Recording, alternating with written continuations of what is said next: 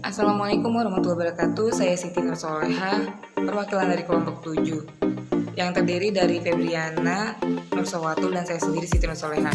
Pada video pembelajaran kali ini kami akan membahas tentang lembar kerja siswa pelajaran ekonomi SMA kelas 10 yang berjudul Peran Perilaku Kegiatan Ekonomi.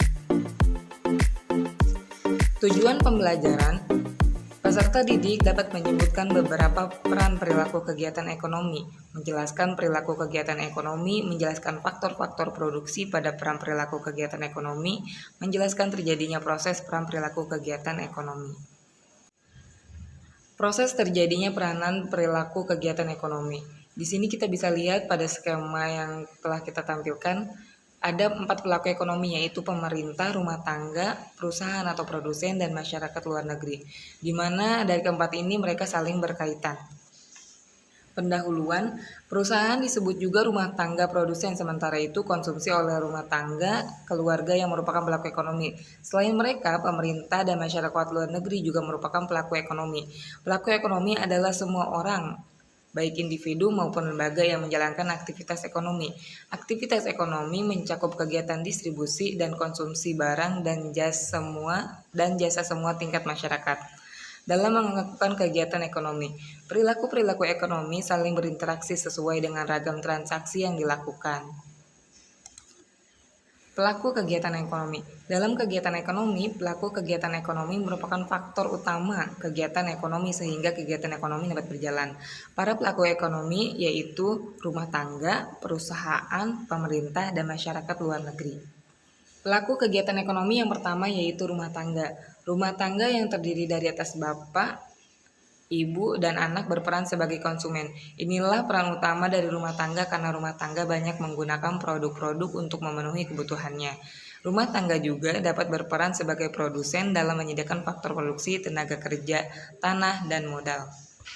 Rumah tangga produsen diasumsikan memiliki karakteristik sebagai berikut.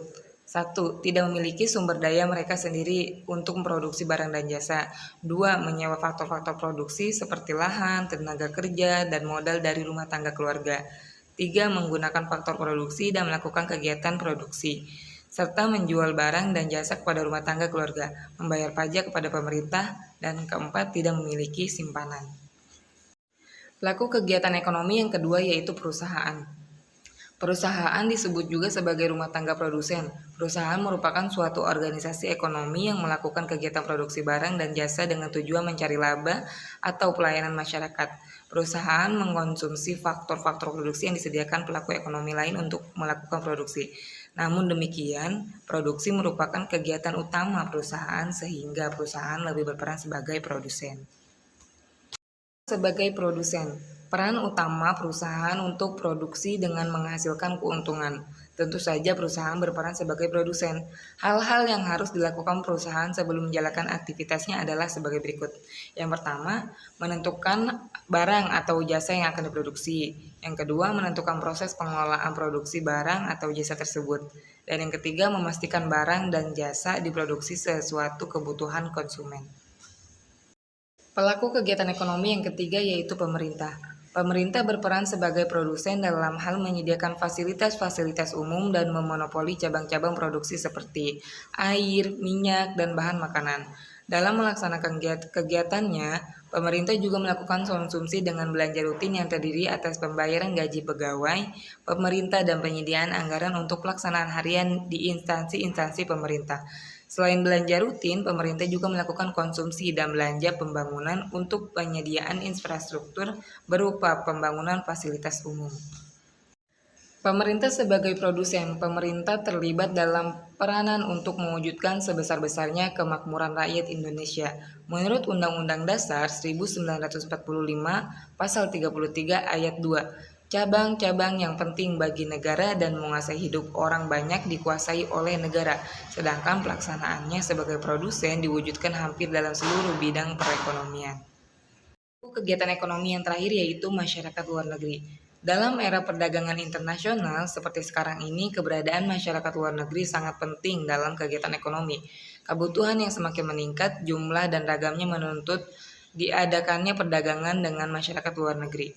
Untuk mencukupi dalam negeri, Indonesia perlu mengimpor produk luar negeri karena tidak bisa dihasilkan di dalam negeri ataupun yang bisa dihasilkan di dalam negeri maupun belum mampu memenuhi kebutuhan konsumen dalam negeri. Begitupun juga sebaliknya.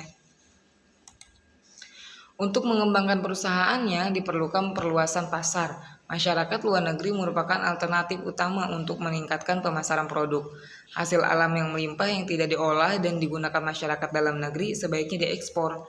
Meski demikian, tidak boleh mengutamakan ekspor daripada kebutuhan masyarakat dalam negeri, karena hal ini bisa berakibat pada kelangkaan yang menyebabkan harga naik dan masyarakat menjadi terbebani.